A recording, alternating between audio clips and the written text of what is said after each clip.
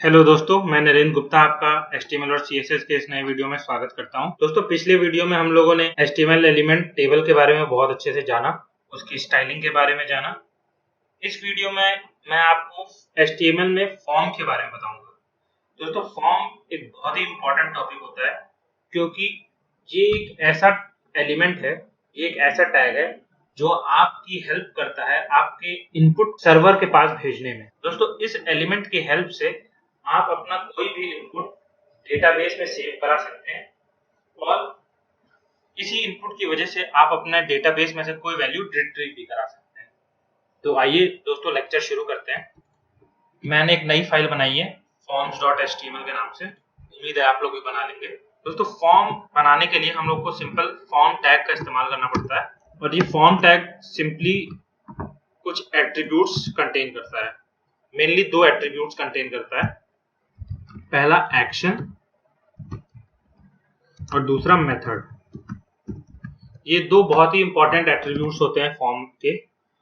Action attribute ये दिखाता है कि जब भी फॉर्म के अंदर जो सबमिट बटन है वो क्लिक होगा तो जो डेटा है वो कौन से पेज पे जाके प्रोसेस होगा। अगर हमें किसी पर्टिकुलर पेज पे उसको भेजना है तो हम यहाँ पे उसकी लिंक दे देते हैं,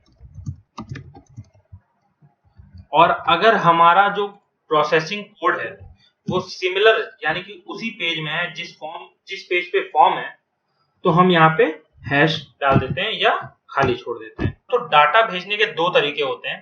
पहला होता है गेट और दूसरा होता है पोस्ट, और यही दो मेथड हम लोग यहाँ पे मेंशन करते हैं।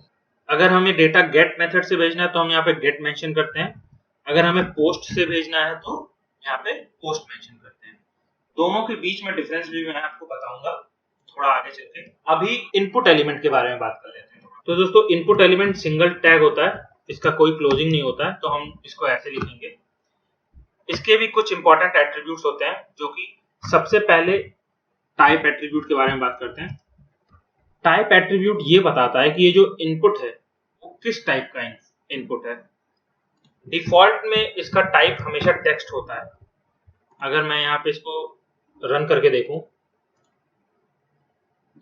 तो देखिए दोस्तों, यहाँ पे एक इनपुट टैग बन के आ रहा है जिसका जो टाइप है वो टेक्स्ट है। अगर मैं यहाँ से टेक्स्ट हटा भी देता हूं तो भी इसमें कोई भी चेंजेस नहीं आएगा और ये टेक्स्ट ही रहेगा। अभी फिलहाल के लिए हम यहाँ पे टेक्स्ट रख देते हैं इसकी वैल्यू। आईडी एट्रीब्यूट के बारे में तो आप लोग जानते ही हैं। इसकी हम लोग कोई भी आईडी देंगे जिससे हम लोग इसको रिकॉग्नाइज कर सकें पूरे कोड में। उसके बाद इसका एक और बहुत ही इंपॉर्टेंट एट्रीब्यूट होता है, वो है नेम। हर इनपुट का नेम होना बहुत जरूरी है दोस्तों, क्योंकि इसी नेम से हम लोग इसके अंदर आई हुई वैल्यू को फेच कराते हैं with the help of server side language, जैसे कि PHP हो गया। तो दोस्तों, नेम एट्रीब्यूट बहुत जरूरी है। उसके बाद एक और एट्रीब्यूट की बात कर लेते हैं, वैल्यू। दोस्तों, यहाँ पे जो भी वैल्यू मेंशन होगी वो उस टेक्स्ट इनपुट में ऑलरेडी प्रिंट होके आएगी एज अ डिफॉल्ट वैल्यू। अगर हम यहाँ पे कुछ भी टाइप कर देते हैं,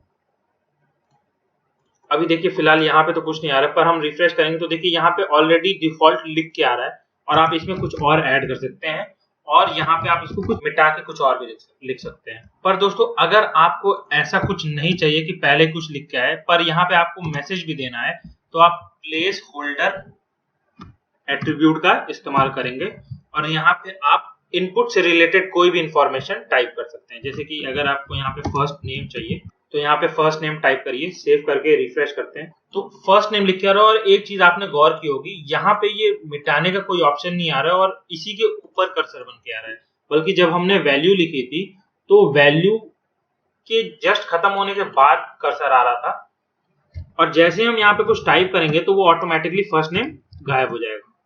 दोस्तों, प्लेस होल्डर यूज करने का यही एक फायदा है। दोस्तों, फॉर्म का एक बहुत ही इंपॉर्टेंट पार्ट होता है लेबल टैग।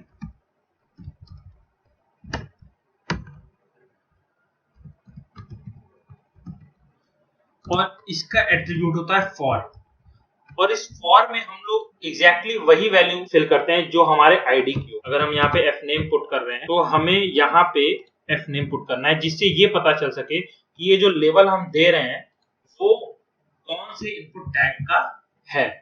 इसकी इंपॉर्टेंट दोस्तों मैं थोड़ा आगे बताऊंगा आपको। मैं यहाँ पे फर्स्ट नेम लिख देता हूँ फिलहाल के लिए। रिफ्रेश करेंगे, देखिए दोस्तों यहाँ पे पहले ये तो लिख के भी आएगा ताकि ये बता सके कि ये जो इनपुट एलिमेंट है उसकी डेफिनेशन क्या है।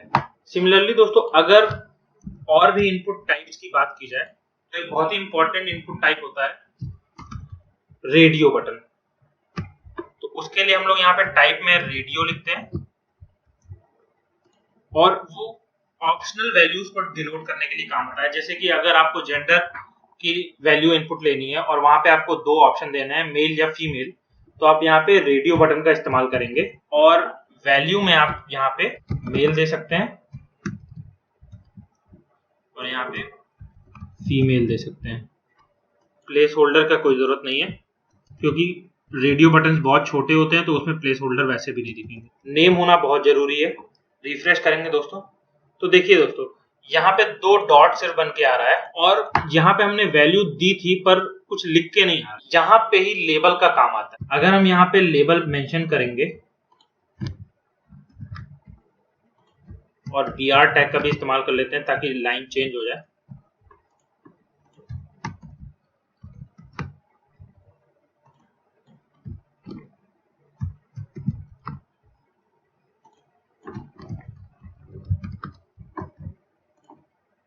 तो दोस्तों देखिए लेबल में हमारा यहाँ पे मेल आ रहा है और यहाँ पे फीमेल आ रहा है।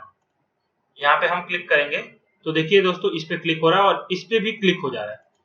आपने गौर किया होगा दोस्तों रेडियो बटन मल्टीपल सेलेक्ट के लिए नहीं होता है, सिंगल सेलेक्ट के लिए होता है। तो गिवन ऑप्शन में से कोई एक ही वैल्यू सेलेक्ट होनी चाहिए। और एक चीज और, यहाँ पे रेडियो बटन पहले आना चाहिए और उसकी डेफिनेशन बाद में आनी चाहिए। उसके लिए तो सिंपल हम लोग रेडियो बटन पहले लिखेंगे और उसका लेबल बाद में।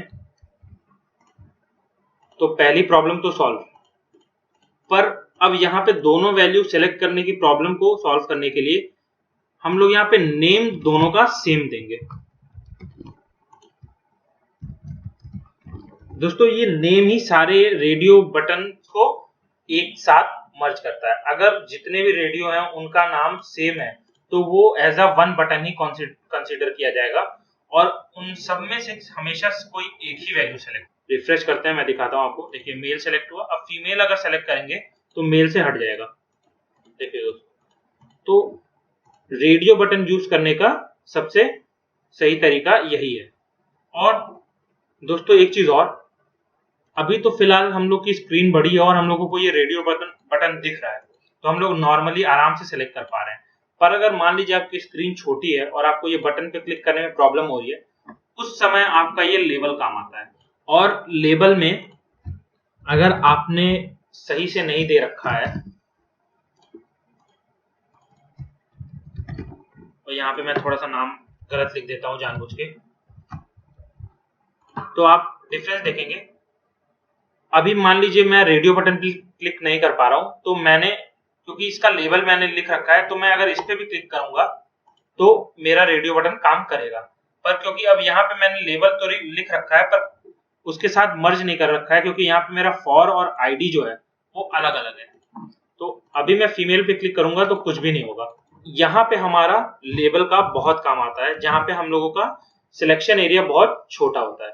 अब देखिए दोस्तों हम लोग सिर्फ नाम पे भी क्लिक कर रहे हैं तो हमारा रेडियो बटन चेंज हो रहा है। वैसे हम लोगों को स्पेसिफिकली रेडियो बटन पे क्लिक करना पड़ रहा था।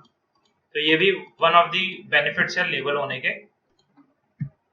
अगले इनपुट टाइप की तरफ बढ़ते हैं। अगर ऑप्शंस की बात हो रही है तो सेलेक्ट यानी कि ड्रॉप डाउन ऑप्शंस की बात कर लेते हैं। उसके लिए हम लोग सेलेक्ट एलिमेंट का इस्तेमाल करेंगे, सेलेक्ट, और यहाँ पे नेम देंगे उसका।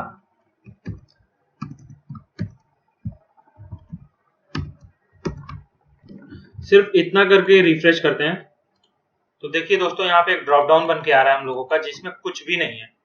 यहाँ पे मैं br टाइप कर दे रहा हूँ। अब हमें अगर यहाँ पे वैल्यू देनी है तो हम लोग ऑप्शन टैग के अंदर देंगे और ऑप्शन में एक एट्रीब्यूट होता है वैल्यू।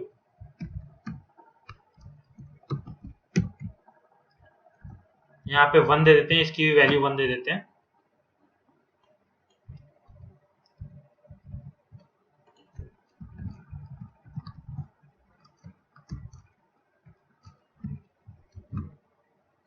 रिफ्रेश करते हैं तो दोस्तों देखिए यहाँ पे हमारे पास एक ड्रॉप डाउन बन के आ गया जिसमें 3 एलिमेंट है ड्रॉप डाउन में 1, 2 और 3 जो हम लोगों ने यहाँ पे मेंशन किया था।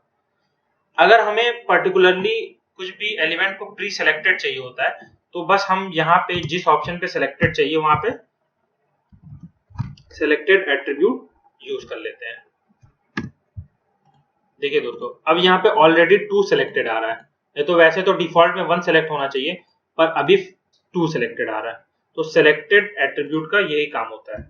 और दोस्तों अभी तो हम लोग यहाँ पे कोई एक ही वैल्यू सेलेक्ट कर पा रहे हैं, अगर हमें यहाँ पे ड्रॉप डाउन में मल्टीपल वैल्यू सेलेक्ट करनी है तो हमें यहाँ पे मल्टीपल एट्रीब्यूट का इस्तेमाल करना होगा।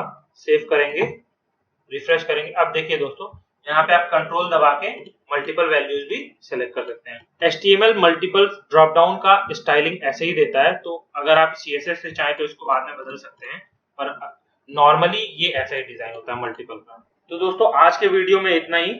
अगले वीडियो में मैं कुछ और इनपुट टाइप्स के बारे में बात करूंगा और उनमें इस्तेमाल होने वाले बहुत ही इंपॉर्टेंट एट्रीब्यूट्स के बारे में भी बात करूंगा। तब तक के लिए अगर आपको ये मेरा वीडियो पसंद आया तो प्लीज इसे लाइक करें, शेयर करें और सब्सक्राइब करें।